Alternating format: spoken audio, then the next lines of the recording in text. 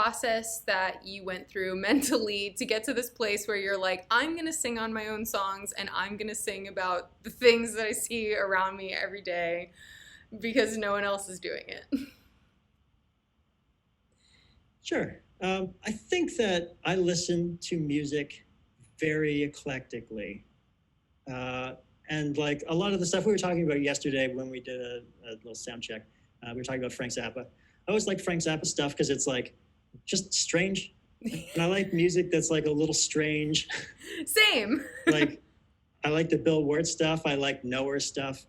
Stuff that's like, you know, like left of center, like not totally pop, like it can use aspects of pop that can be fun and catchy and stuff, but stuff that's like just interesting. And anyway, so I was making a bunch of pop music, as you were saying. The New Laces thing and the Paperman EP thing are pretty pop centric. Like I'm producing and then there's a top liner singing a pop top line on it.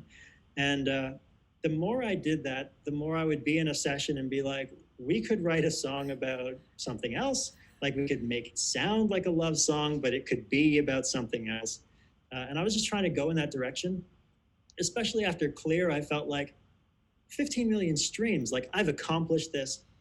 I don't need to do this again. Like I've proven to myself that I can have pop success if I want it.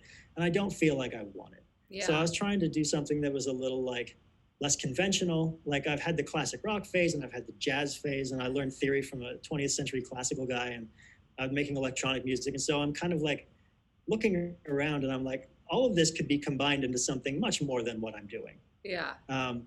But when people are top lining, I feel like the top lining producer community is one that is like people who have not quite yet figured out how they're going to achieve their thing, right? Like producers come out of that and go like, maybe they'll continue to have top liners, but they'll probably have something that's like based on their production. Like it's very their aesthetic. And then singers go off and have their own career with the songs all being something along the lines of their aesthetic. And so everyone's kind of writing this middle of the road thing that works for everybody. Yeah. That like you can take a tangent to anywhere. And I found it very difficult to convince people who hadn't quite figured out what they really wanted to be saying to say things that were like a little more intense or a little different, very unconventional, maybe out of fear of being typecast or something. I don't know what it is specifically, but I just wanted to do songs about other stuff, and no one was willing to go there really. And so I was just like, I can sing well enough and I can produce well enough that they can meet it in the middle, and it'll sound, I can find a way to make my voice sound good enough. And it was kind of out of necessity. I was just like, I want to do songs that are like cool and weird and a little different, and no one wants to do that, so I'm just going to do it myself. Yeah. Okay, I want to take this moment to play that quick clip of your next single, I Can't Believe It. I can't believe you bought a house at my age. I can't believe it, I can't believe it. It's so much harder than last year today. I can't believe it, I can't believe it.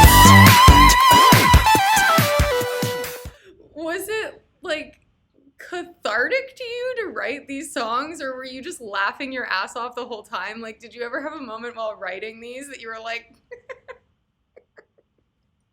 It's definitely both.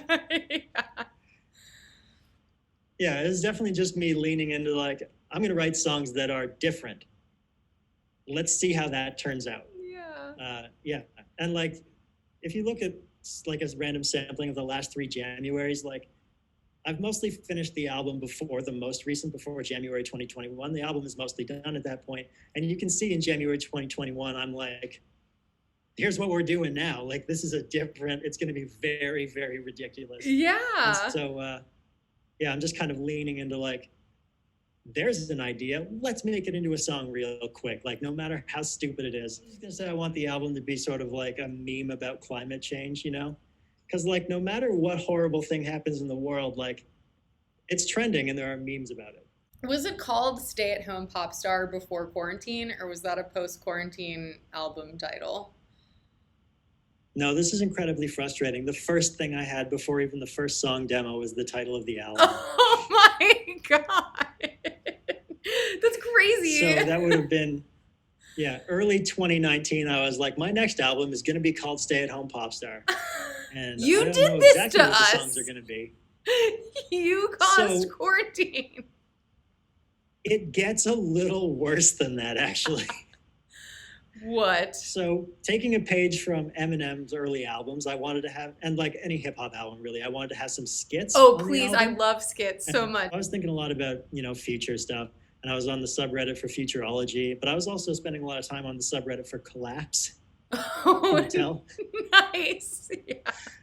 And so I was kind of like, all these ideas of like what's going to happen in the next 20, 30 years were floating around in my head. And the skit that I made was called Future News. And it was just like sort of flipping channels really quick between different like news things and like headlines and stuff. And I made that in early 2019. Oh, And no. I think all of them have pretty much come true. So like, wait, can you one of- even use them on your album anymore? It's like, No, fuck. it's very depressing now because I'm just saying the things that are happening to What's us. a couple examples?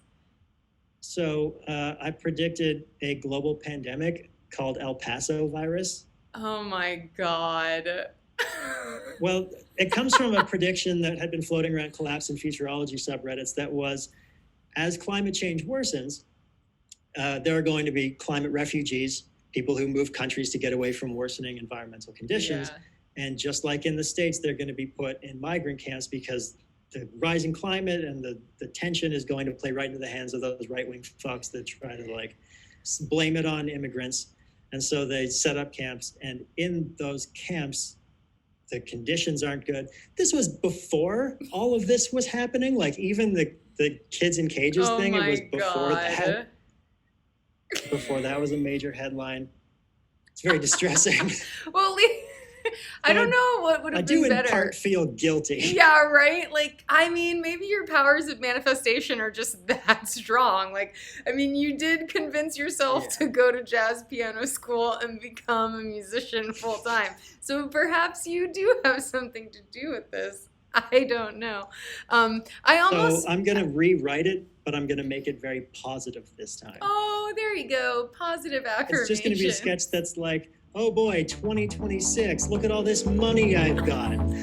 And Bernie Sanders is president because everyone above him is dead.